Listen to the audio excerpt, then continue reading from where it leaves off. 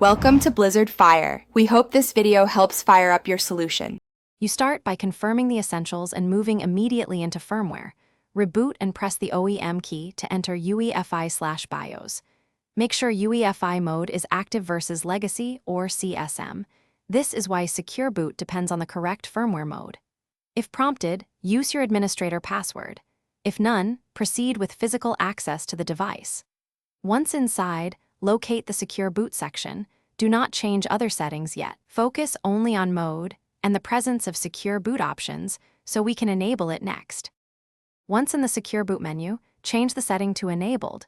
Choose standard when you want OEM defaults or custom if you must enroll keys manually.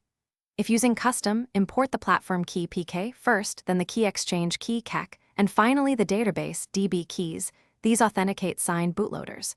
Use files from the OEM or USB installer. Make sure the file names and formats match UEFI expectations. Save changes. Exit and reboot to verify the system. Attempts a secure boot sequence. To finish, confirm the operating system boots with secure boot active. Watch the firmware splash and let the loader start. Then in Linux, run mokutil sbstate or sbctl status to confirm. If the machine fails to boot, first disable compatibility support module, reboot and re-enable secure boot with OEM defaults.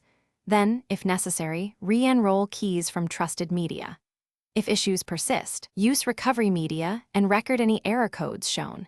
These codes guide whether the problem is key. Thanks for watching. If you found this helpful, don't forget to like and subscribe.